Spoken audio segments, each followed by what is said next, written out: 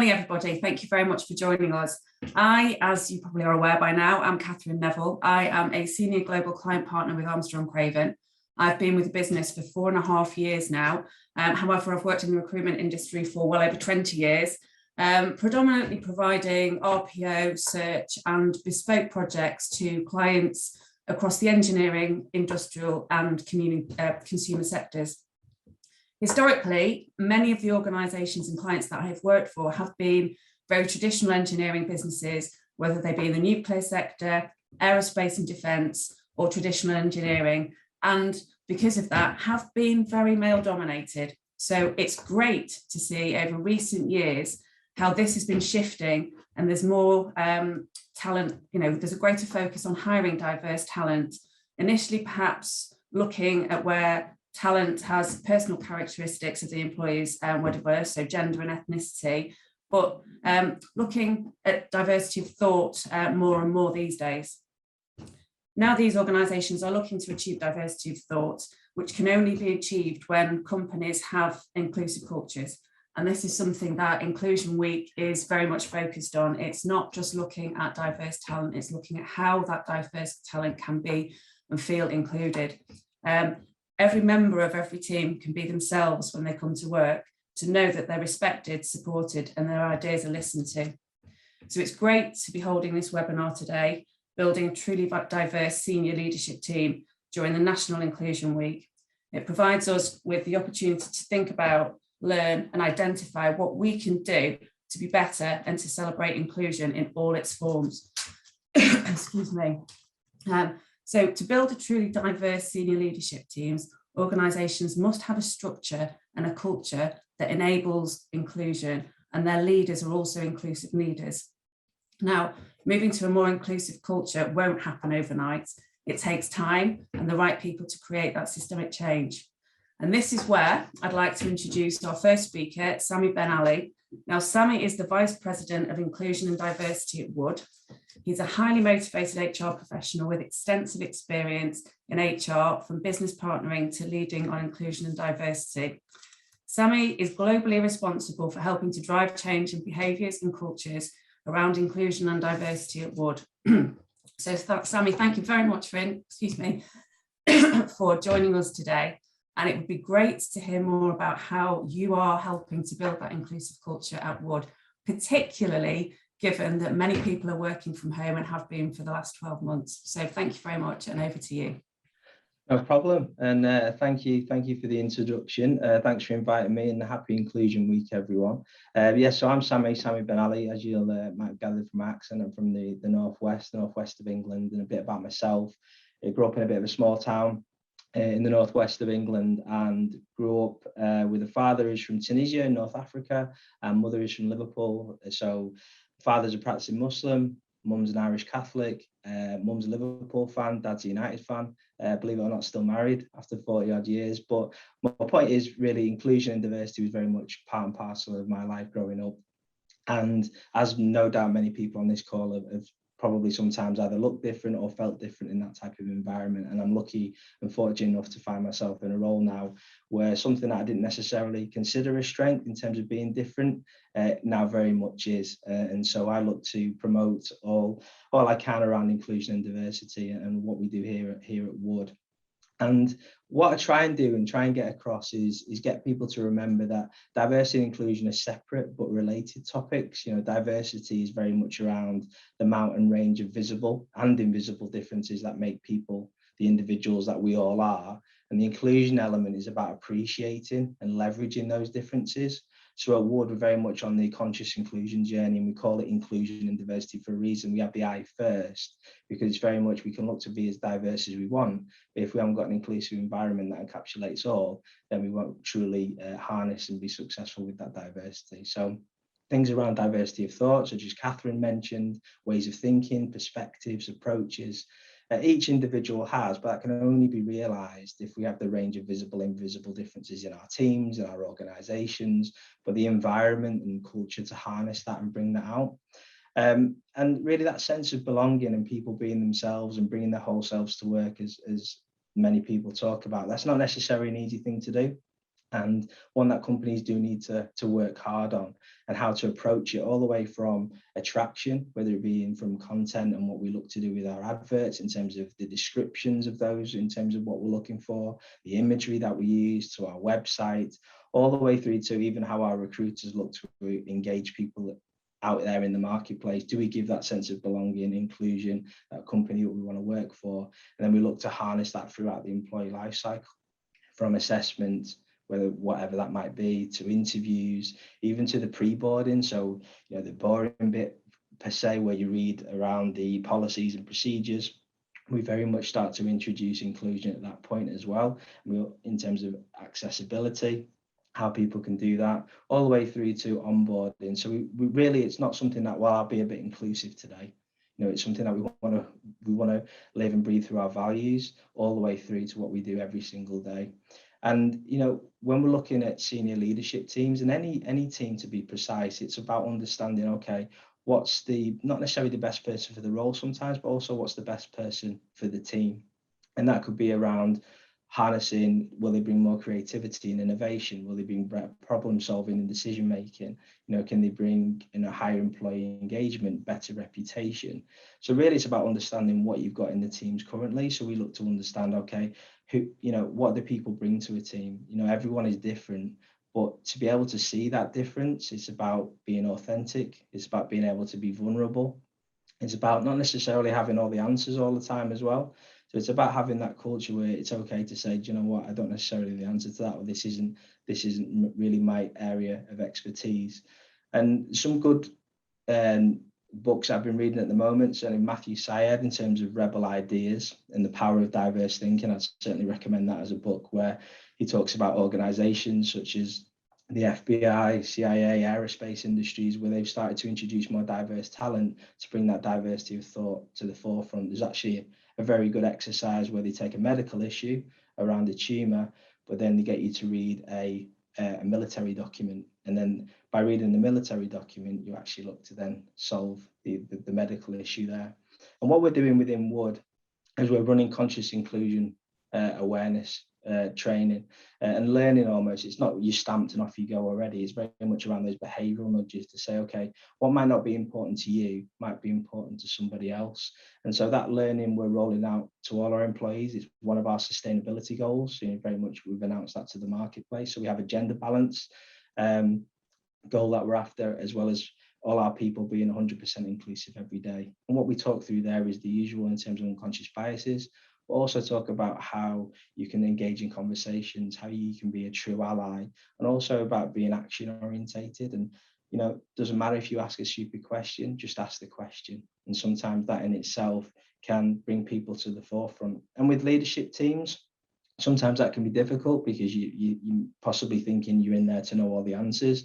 But if you have a culture or a team that enables people to bring something to either a meeting or then again, our meetings as conducive. So we're starting to look at things like how can you have a meeting where hierarchy, for example, may interrupt what people might be saying because they're waiting for the main leader to say the answer first. So they might then wait again. So it's about trying to remove identity from answers to a problem or a solution, and really it's to bring that authenticity to the forefront, and how these teams can lead and then role model to their teams as well, and how we can engage every idea around the table, introverts, extroverts, and really have that truly diverse team that might have different styles, backgrounds, thinking, approach, and how that comes about, because that could come back from people's lived experiences, learned experiences. People have worked abroad, people have not worked abroad, people that might like to reflect a bit more than give an answer straight away in the meeting.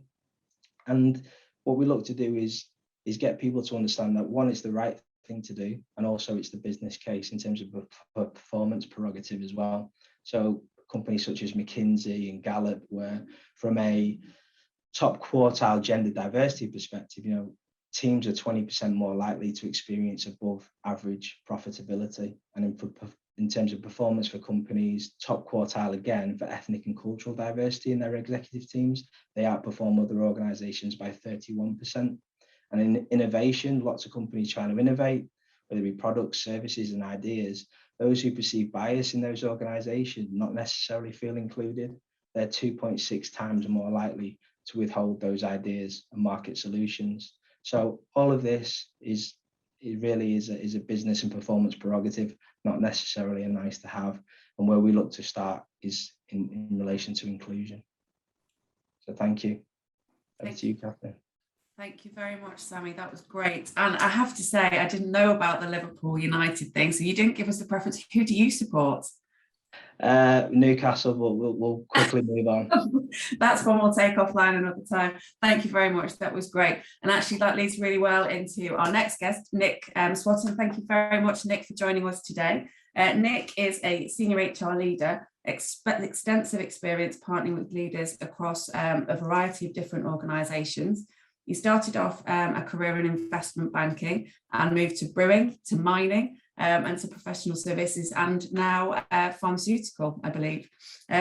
Nick, I've spoken to you on a couple of occasions recently, and we've talked about how identifying diverse talent in senior leadership positions is really, really quite crucial. And you've got a fantastic case study really working in a previous organisation. So if you'd like to share that with us, I think that links very well into what Sami was saying about the best person for the role, the best person for the team, how easy they are to find and to get on board, etc., and the impact. So I will hand back over to you now. Thank you very much, Nick. Thanks, Kath, and good morning to everyone on the call. It's good to meet with you all. So I'm Nick SWATTON, kind of senior HR business partner, worked in a range of organisations, as just been summarised, including such diverse industries as brewing and mining and chemicals at the moment. And what I wanted to talk to you all about this morning is actually a live situation that I worked on, which took far longer than we thought it was going to, but the outcome we got was outstanding. So what I was going to do was cover what the situation was, how we actually managed that situation, what the impact was, but then actually really importantly, what I personally learned and what the senior leader I was working with also learned from the situation. So as a starting point, what were we doing? The background was I was working with a kind of exco member of an organisation who was reinventing his team. And by doing that, he was a senior lawyer. He wanted to change the diversity of thought on his leadership team. And it was a multi-location leadership team based across all regions of the world, with the leaders in individual countries and business units as part of his leadership team. We had a succession gap in one of the South American businesses where the leader, who was a very traditional lawyer, a very good lawyer, was planning on retiring, and we used the opportunity to think about what could we do to change the way in which the team there thought and worked. Part of this was driven by increased demands being made from the local business unit, who wanted their lawyers to be far more like strategic business partners than what they were actually experiencing, which was more like firefighters. So if they had a legal problem, you go to the team. If you wanted some insights into what the business was planning to do, they wouldn't think to go and talk to the lawyers. And what the team have been trying to do more broadly across the organisation is change that relationship with the business they were supporting to, as I said, become those much more strategic business partners. There's also identified a need within this specific country to drive a different, to drive a cultural change within the business and within the team, to kind of change that diversity of thought and to change the way in which they interacted with the groups they worked with. So that was a situation. What do we do? Right at the start of the situation, we recognised it's really important to have the conversation with the incumbent to work through what the plan was going to be, and to get him as part of the solution. Partly because we recognised it might take some time to manage the process, but also we wanted him to give the blessing to the person coming in as part of the transition of the team, so they understood what we were doing, why we were doing it, and how we were going to do it. And that actually really, really worked well. We also engaged with a global search partner to work with us, not Armstrong Craven, and Kath still tells me off about that, to work through and engaged in a traditional search. However, we were very, very clear up front in setting some of the broader diversity parameters that we wanted to include on here. Part of these related back to some rules we had within the organisation around how we wanted to do recruitment. So making sure we had balanced scorecards, a long list and a short list of candidates, making sure that they met the broader organisational criteria, but making sure we had that diversity of thought and that diversity of culture in people that would look at that long list stage and at the short list stage. We also worked closely with them when they came up with the initial long list and short list. It didn't have that diversity of thought we were looking for. They were very, very traditional lawyers, and they really wouldn't have been able to drive that difference, that different way of thinking, that different way of working that we were looking for. So the reality was that we ended up starting the search 3 times over an 18-month period because we couldn't find on the first 2 iterations the type of people, the breadth of thinking, the breadth of diversity that we were looking for. It wasn't a numbers game. It was very much focused on what different ways of thinking were we seeing from the candidates that we felt would really drive the change across the team that we were looking for. In the end, we found someone who had been rejected by the partner we were working with at the very, very first search because it didn't quite have the experience we wanted. Over time, and because it took us time to get the search, they'd gained additional experience that actually made them a very, very strong candidate. Very, very different background to any of the other lawyers that we'd interviewed. But she came across and was recognised as one of the best up-and-coming talents in that local market, and someone that was really able to drive a difference in the organisations that she'd worked in previously. And one of the interesting ways of referencing her was the way in which the previous organisation fought to try to keep her as we tried to get her to come across to the organisation. So, like I said, what was the impact? So, as I just mentioned, an individual recognised as one of the best up-and-coming talents in the market, a woman, which was very unusual in the market we were working with. The function now is seen and recognised by the business unit CEO and by the partners in the exco that she works with as a true strategic business partner. They're key to business decisions when they're thinking about looking at something. They'll call the lawyers in, not because they want necessarily to understand the legal risks, but they want a different commercial viewpoint given to this.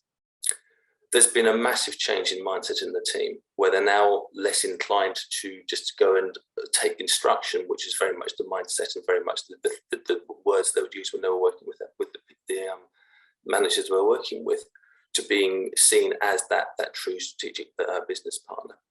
And one of the most important things that came through, and one of the best ways of measuring the difference we've made, was improved the engagement scores doubled between the last leader when the survey was run when they were in charge, and the survey being run 3 or 4 months into the new leader taking over. Massive improvement on engagement scores. So what was the big learning from that one? One, keep a view on what the best outcome is and don't let other people deflect you from that. It would have been very easy as we've gone through the process to compromise at an earlier stage. We're getting a lot of pressure from other members of the leadership team, from other members of the exco of the organisation to say, come on, you need to get this done. You must have found a candidate who's good enough. But the mantra that we shared was good enough isn't good enough. We want outstanding. Be prepared to push your partners to achieve the right outcome. The partner we were working with, it must have been incredibly frustrating for them going through the same search 3 times, but we weren't getting the outcome we wanted. We worked with them, we collaborated with them to say, come on, we need to reset the parameters. We need to think much more broadly about getting the right people. And the final learning was actually be brave. We were under a lot of pressure at different times to kind of make a decision early. And at times you had to go back to the business CFO, the organisational CFO, and the CEO to say, we're not ready to make a decision on this. These are the reasons why. When we find the right person, then we'll make a decision. So it wasn't always easy, but the outcome, the result really justified the journey we went on. So thank you. Thank you very much, Nick. I mean, 18 months to hire a role is quite a significant period of time, isn't it? And sometimes other businesses might say, well, we've done without this role for 18 months, so do we really need it? Should we allocate the budget elsewhere? So it's interesting that actually they stuck with you, they stuck with the process, and they ultimately hired someone who was transformational. Well, the reality was that the incumbent didn't retire until after the person came on board, but the pressure to say, actually, let's just compromise or let's carry on with what we've got was at times was huge. But it was actually, we are making progress. We are going to get to the right outcome. You just got to bear with us. It's not because we're being slow. It's because actually we're trying to change the market dynamic. We're trying to change the way the market thought, the way the market reacted. And we got the result we wanted in the end. We're a bit like the Mounties at times. We got our man or our woman, as it was. Well, and you got her in the end. No, thank you very much. That's absolutely fantastic. And again, that leads me very nicely into our final guest, which is Elizabeth BIRRELL. Now, Elizabeth is a colleague of mine. I worked with Elizabeth now for, as I said, the last 4.5 years. She is the director of our Insights and Talent Analytics team. I got that right, well done me. And she's an Oxford graduate and specialist in online research and digital visualization. Now, Elizabeth and her team I work with on pretty much all of the projects that I work on at the moment, because many of our clients want insights. They want to understand about certain trends in the market. They want to learn. They want to, I think since probably the last 18 months, it's all about, a lot of it's about inclusion and diversity. So Elizabeth, one of the reasons I asked you to join today was to talk and help explain why and how your team work, how we can identify diverse talent, but also how we can help our clients to better understand about inclusivity, how other organisations are being more inclusive, and how we can gather those insights and then share them with our clients to help them with their strategy moving forward. I think it's also great to have you on the webinar today, because there's been a number of questions up front about how to use data to support recruitment, how to improve D&I using data, AI, etc. And I think you're probably the best person that I know to certainly answer these questions. So I will hand over to you, and thank you very much for joining us. Thanks so much, Kath. Thanks for having us on. And thank you, Sami and Nick as well, for joining us. I'm always saying to the team here that we have to get on the webinars and keep doing the webinars, because we always get the best guests from among both our network and then in our client base as well. I always learn something brand new, and I have prepared, but I'm going to call out one or two things as well that Sami and that Nick have told us this morning as I go. So thank you so much. So then, for those who haven't worked with us in Insights at Armstrong Craven, we've been delivering talent intelligence here for over 30 years. And that means solving problems in talent with data for some of the world's biggest businesses. Over that time, we've really seen a sea change in the appetite for and understanding of real strategic talent intelligence. And a lot of that is driven by the need for more and better data about DE&I. Now, helping clients build more representative teams has always been our priority. For a long time in practice, what that meant for us was trying to capture and then share the demographic data that we would gain while we were mapping the market, and then making that available to clients so that they and their teams would be benefiting from and building on the data that we'd uncover. But over time, appetite for that data grew and grew. And so for years now, we've been offering deep insight into talent populations as its own separate service. Kath called me on to speak today to make the case for an analytical approach to inclusion and diversity, as we've rebadged it today, using external labour market data to tackle the problem head on and to make measurable, meaningful change. I really liked actually how Sami, you phrased this, to support clients to be action oriented. External data does not make this challenging work perfect, but it does empower us to act. And we've used data to help clients build more representative teams in every region of the world, across industries, at every level, looking not just at age and at gender, but at ethnicity, culture, nationality, at people living and working with disabilities, and members of the LGBTQIA+ community. Whatever our aims, when we start, we meet clients where they are, which means we really work with them to build representation using that data view in 3 key ways. First, we use data to set achievable but ambitious diversity targets to find and hire candidates from underrepresented groups today, and then also to support their teams in finding and hiring candidates from underrepresented groups tomorrow and next year and in 5 years. To do that, we are here gathering and analysing external labour market data to size talent pools, and then we're putting those figures in context using press and company filings and national statistical data at population level. Now, while we can't control what is available on that national and regional level, when it comes to sizing our talent populations anywhere in the world, we can be really, really granular. And we've developed our approach that way. And it is in-house, it is proprietary, and we do it that way because we know that ultimately that's what clients really need. So it's data that shows us not just Black women in tech, not just Black women in cybersecurity, but Black women in cybersecurity as a service, specifically in Dublin, with more than 8 years leadership experience. And data like that can give us a bird's eye view of that talent population, along with really critical context about, for just this talent population, the people who would be ready for our client to hire tomorrow. But just these women, what are their top employers? What are likely salaries here? What's their typical tenure or attrition rate turnover? What are the top skills in this population? What do their career trajectories look like? What is a typical educational background? Everything that the client needs to build a persona, but also ultimately to understand what is achievable role by role, hire by hire. And the mantra in my team really is for setting a benchmark, for setting a target, it has to be achievable, but it has to be ambitious.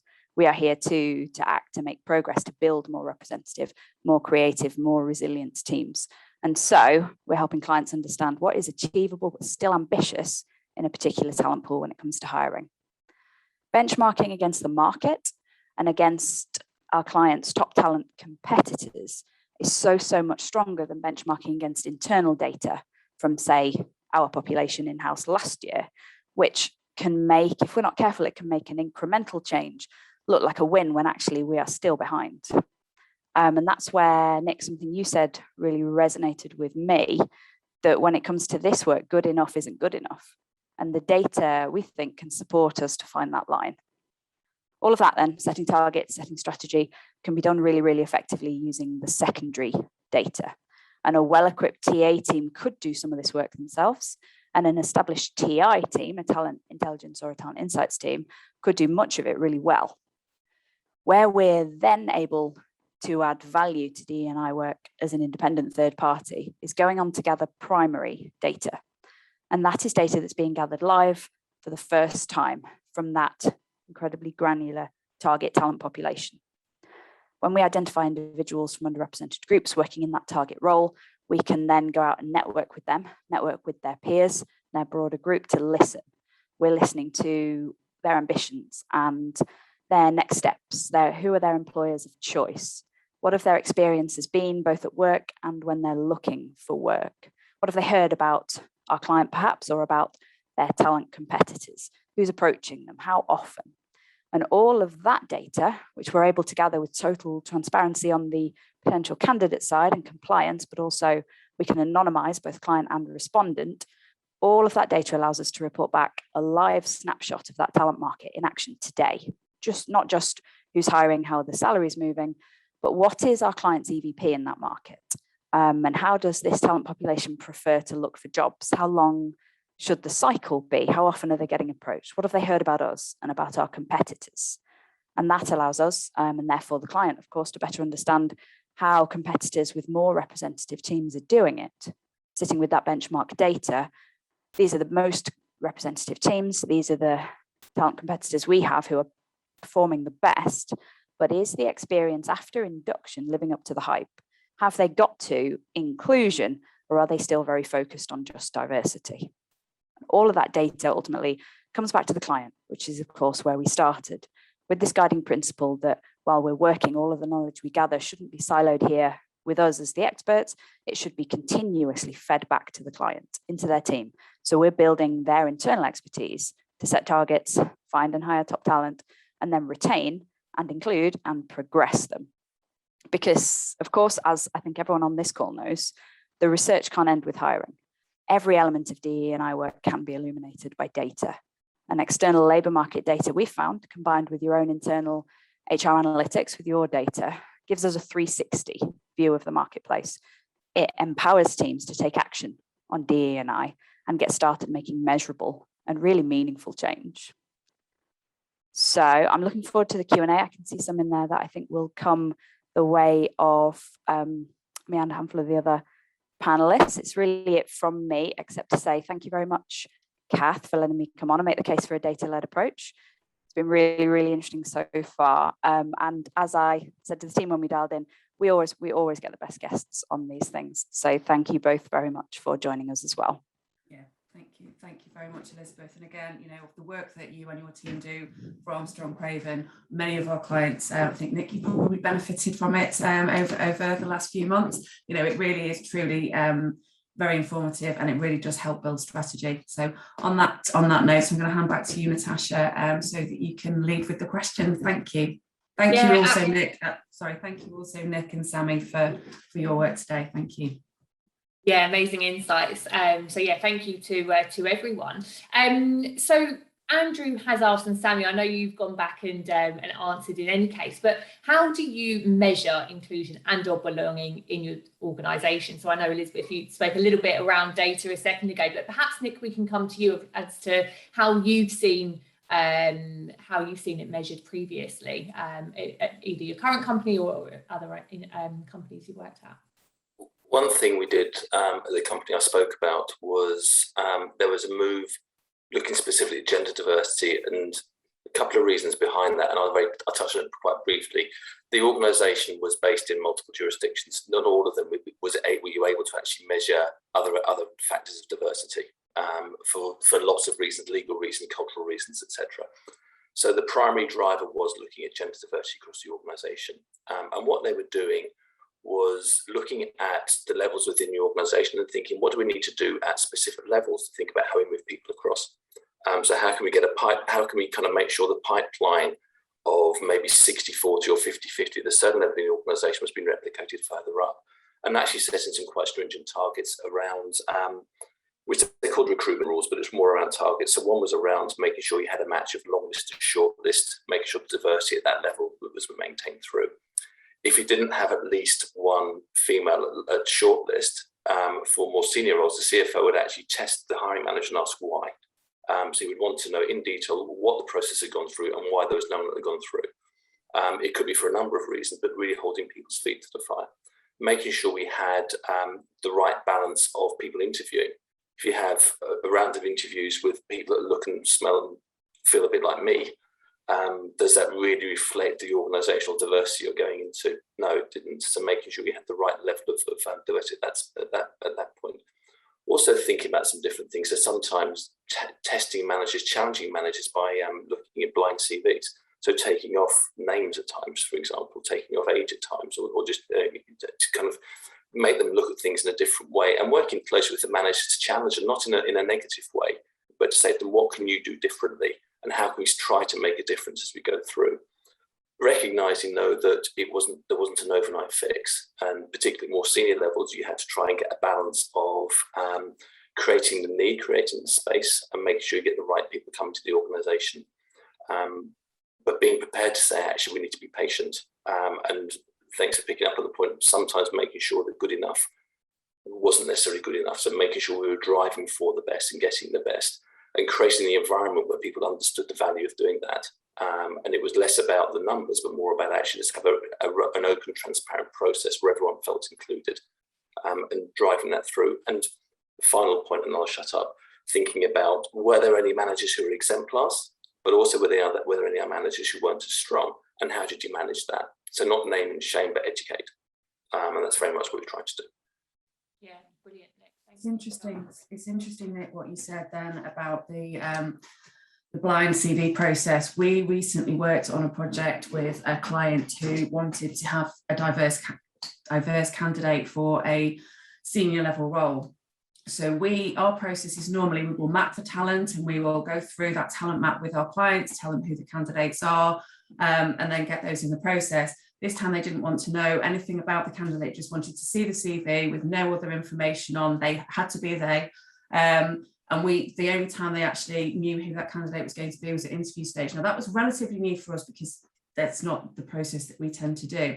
But ultimately they did manage to have a very diverse shortlist and hired a diverse candidate. So, it was a really, really useful process, and it really did work to get the outcome that they were looking for. And on that, I think you and I will both know the manager, because we've worked with them where they say we want to have a diverse range of candidates, but they have to have gone to these universities, they have to have worked for these companies, they have to have this experience and that experience. It's like, well, you're not going to get it, but being prepared to challenge and say that's not diversity of anything other than making sure they look like you do, or they've got the same experience as you do. So being prepared to say no, that isn't going to work. Yeah, absolutely. And we've had a question coming from Helena asking, what are your thoughts on unconscious bias training with hiring managers? Is it a good thing to implement if your company isn't quite ready to intro scorecards? Perhaps, Sammy, we can come to you on that one. In short, yes, absolutely. I think one of the numerous caveats with this really is, you know, we've read a lot around unconscious bias in isolation. Just doing training by itself just doesn't have an impact. It's about following that up with action and treating it as one of a holistic approach of other things you're going to do. And so the way we use unconscious bias is less around it as its entirety, but as a part of conscious inclusion. And what I mean by that is, it's good to know about unconscious bias, but it's then about being careful not to beat people over the head with it, because we've all got it, and constantly reaffirm that we've got these biases, because then it can get to a point of, oh yeah, well, we've all got biases, and it's just, you know, it's a laissez-faire attitude of what happens. And so what you try and do is change that behavior and mindset around, well, how can you be more conscious in your actions? And so for hiring managers, you can then get them to be more conscious in how they approach an interview, what kind of questions they're asking, how they're actually making people feel. And so what we try and do is leverage on what we call the 3 E's. And one of them has already been mentioned, is around education. And that's around educating people around underrepresented groups, majority groups, yes, unconscious bias, but also education around people's experiences that might be different to yours. Because then the second D is empathy. Because when you can create empathy with people, and hiring managers then put themselves in another person's shoes, it's like, you know what, yeah, if I interviewed myself, I probably wouldn't enjoy this experience. Or do you know what, the way I am interviewing, this isn't probably the best output. There's probably a reason why I'm getting the output I'm getting. Probably why I've got a retention issue and I'm constantly interviewing every week. You know, it gets them thinking. And then the final E is around engagement, and engaging them in the conversation, engaging them in, okay, well, what do you feel the issues might be?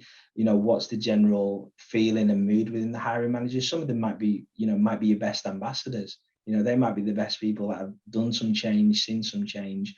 But I wouldn't be too concerned if you haven't got a scorecard. It's better to do something than do nothing, because you'll be surprised with what happens just by people getting involved. Nick, did you have anything to add on that? Yeah, it's really interesting, because one of the things that we were trying to do as well was run the training when it was needed. So it helped educate people at the point when they were going to be interviewing. So rather than saying everyone's got to go through a process of unconscious bias training, maybe think about, as someone's going into a process, particularly a new manager who's not as experienced as others, how do you help and support them through a process, and how do you kind of set them up to be successful? Sometimes actually interviewing with them and actually giving them feedback after the interview, not just candidate feedback, but interviewer feedback. Why did you ask that question? What were you trying to get as an output? How do you think the candidate would respond to that? Do you think you'd let them show the best of themselves? So it becomes a two-way education process, not as a stick to beat them with, but as a learning, you know, so you're going in as a partnership and helping them learn and develop, because that's, you know, at the end of the day, that's what they want. And sometimes they'll come up with things because they think is right, and investing the extra time with people to say, let me help you become better at what you're doing and understand the impacts, can be very, very powerful, and can actually help get managers in a very, very different place to their start. Yeah, absolutely. Thank you, Nick. Catherine, I think this question was directed to you off the back of the example that you gave just a second ago. Is using mapping in that way not positive discrimination? So I'm assuming that's the blind CV sort of approach. So I don't know. I know you didn't go into much detail there, but I don't know what your thoughts are on that. So when we tend to map, when we tend to map, we will take on an assignment. We will go out and we will undertake a briefing to truly understand what it is that our client is looking for. You know, in terms of specific skills, whether they are looking for diverse talent. And most of our projects do say, look, you know, we are looking for diverse talent, whether that be underrepresented groups, whether that be gender, regardless. We will then go out and we will use Elizabeth's team, we'll work with Elizabeth's team, and we will build algorithms to identify who these people are, where they are, the people that have got the experience. And then we will go out and we will map them. So we will identify everybody who has those skills and experience, and provide our clients with, you know, a full map of who those people are, where they're working, years of experience, and then engage with those individuals about specific assignments. And we will present as many people as we possibly can for our clients to talk to. Elizabeth, have you got anything to add there? Well, to the point on positive discrimination, I think that there is nothing wrong with doing everything we can to build a representative list of individuals to share with our clients. We don't always go through a blind CV process or debadger debadge a map profile by profile so that you can't tell whether an individual is from an underrepresented group or not. But even when we do not, I think an example of positive discrimination would be if we had two candidates side by side and we selected one to hire over the other due to additional demographic characteristics that aren't job related, to ask for a representative and balanced map, or even to set out on a mapping exercise deliberately to find a group of individuals as potential candidates who are more representative of our client base or our customer base or our business as it exists or the region we're based in. We are not discriminating at the point where we identify individuals, because we only identify individuals who are right for the job. We identify all of them. But should we be flexing our criteria so we see a big, balanced, representative group of human beings, candidate by candidate? Sure. Now, we are not taking the hiring decision, but to Kath's example, in this case, we effectively debadged the candidate submissions so that everyone being submitted to the client, they have no way to know if they are individuals who are from an underrepresented group or not. And so in this case, the best woman or man should win. And the data tells us that that process, in general terms, not just in Armstrong Craven terms, but across the world, if we debadge CVs so that we can't tell if an individual is from an underrepresented group or not, we are more likely to select the better candidate, but we are also less likely to implement unconscious bias, which is sometimes sexism or racism that could go more broadly to the group of characteristics that we talked about. So I think it is cutting away from discrimination, if anything, as opposed to towards it. But there is actually, I think, a follow-up to that in the questions. So it's around the white middle-aged man. This is Charlotte from my team, causing controversy in the chat. I recently spoke to a candidate who said, I'm a white middle-aged man, so no one is looking at my CV. Do you agree with this? And our company's now so focused on diversity that undiverse candidates are being overlooked. And I have a point. One, that isn't what the data is telling us. In populations where white middle-aged men are the norm, where they are the demographic standard for our talent population, they're still more likely 1-to-1 to get hired than someone who is equivalent in other ways, but is a member of an underrepresented group. And some of that is because the people hiring them are more likely, I think, on a demographic level, to also be white middle-aged men. But does the hypothetical white middle-aged man in this example, where they sit in the majority, have a little less social capital in this example than he did 15 years ago? Yes. And so if the market is shifting, for those who had more social capital at the beginning, it feels like a net loss, but it isn't a zero-sum game. As we called out at the beginning, there's good stats, there's good data to tell us that all of our teams are more creative, more innovative, more resilient, ultimately higher performing, better performing when we build representative teams. But a shift towards a representative team from what was 10, 15 years ago, astonishingly homogenous teams, can feel like a loss to individual members of the more homogenous team from 10, 15 years ago.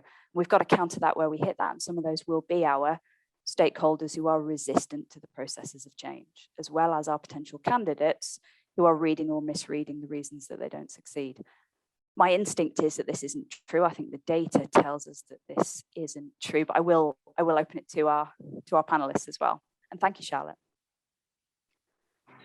Yeah, I think it's. I think the way I badge it is there's a leaning towards more competition. You know, in terms of making that more of a balance, more of a diverse talent pool from which to pick from. Is it moving at a rapid rate? No. Does it feel like it? Yeah, possibly. Perception sometimes feels like reality, and we certainly get that type of feedback within our organisation from the white male population to say, you know, some of our actions can sometimes be exclusive and inclusive. So it's about completely engaging in that to understand, okay, where are the fears? And a lot of it is in the zero-sum mindset, you know, in terms of for one person to prosper, another person has to miss out. And it's about readdressing that mindset to say, no, it's about everyone becoming more successful, organizations, teams being more successful. So instead of concentrating on boxes on org charts, if you're that way inclined, think of more boxes on a bigger org chart, and trying to change the way that the mindset is. And, you know, I think we hear this term diverse candidate a lot. You know, what does that ultimately mean? It can mean numerous things. You know, just because you're a white male doesn't mean you're not diverse. You know, you could be neurodiverse, you could be thinking differently. It all depends on what are you recruiting for? What is that role? What is that team looking for? What is that company looking for? You might be diverse compared to what they're already looking for. So again, it's about the visible and invisible differences, and not necessarily getting hung up on some of these things sometimes. Yeah, brilliant. Thank you, Sammy. Nick, was there something that you had to add on? Yeah, as a white middle-aged man, it was interesting seeing that observation, and my immediate thing was, well, if the feedback on my CV was no one was looking at it, I posed the question to myself, why is no one looking at it?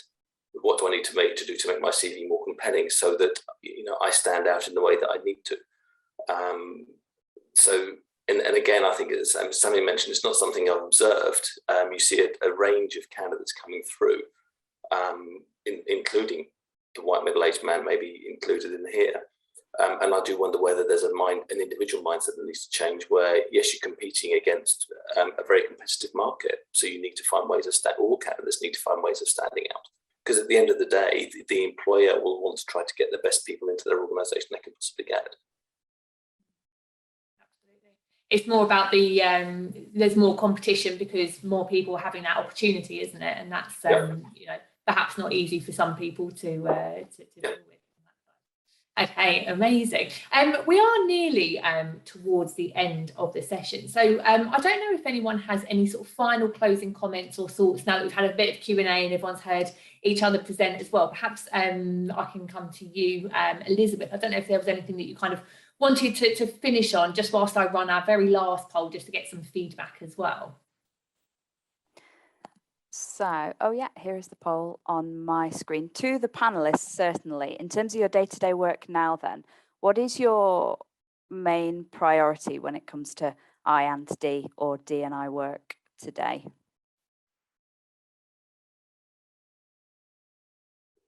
Nick, do you want to go? Me? Okay.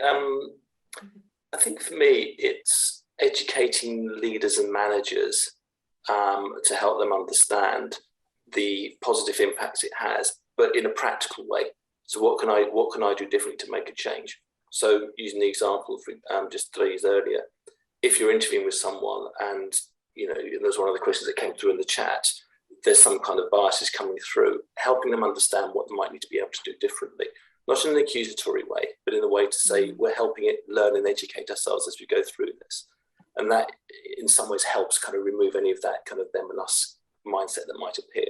So kind of helping, supporting, educating managers and leaders to think about what they can do differently to kind of drive the agenda. So that's really where I'm trying to focus.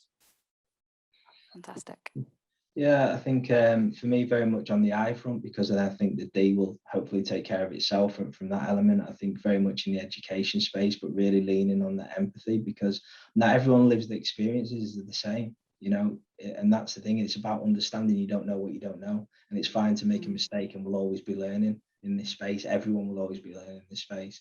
And I think what we're trying to position it, well, I'm certainly trying to position it with senior leaders and leaders in organizations, is if someone was telling you something that could improve your performance and that of your team, would you not want to know about it? You know, so when you hear about people saying, oh, we have to do ethics training, we have to do this training, that training, now I've got to do I&D training, it's like, okay, yeah, I get that. But from an ethics point of view, that's, you know, that's all about the right and wrong. Won't necessarily potentially hit your bottom line or increase performance or engagement. But guess what? This could, and this isn't a separate thing that you just pick out the box now and again and blow the dust off. This is something that could really help you, your organization, your team, and in general life. It's really interesting that you both picked up, sorry, Kathy, you both picked up an education point. I think between us, we could maybe have subtitled some of this conversation, No Compromise, D and I. It's been about holding your line and re-educating your stakeholders and waiting for that fantastic hire is going to be transformative and not compromising on what you're asking for from partners. But I think there has also been a huge amount of empathy and focus on education. And I think that is how we help people act, by helping them see that this work is challenging and it can take a long time. But we have to act to see action, to measure it, to see impact, to keep going and make a case for it. And the only way we empower people to get going get started, take action, is to accept that the work is not perfect, but it has to be done and it has to be done now. So we should worry less about getting it wrong and saying the wrong thing and taking the wrong tack, and more about getting stuck in meetings about it and not doing anything or not doing enough or not starting today. And so I think we've had a really nice balance of quite an empathetic approach to why we sometimes don't do what we should do, but also, yeah, quite a no compromise, face challenges head on, let's get moving D&I take, which we love to hear on our side. Thank you both again really much for joining us as well. Thank you all. Thank you you as well, Elizabeth, for joining. It's been a really, really interesting conversation. So thank you to everybody, and thank you again, Natasha, for hosting.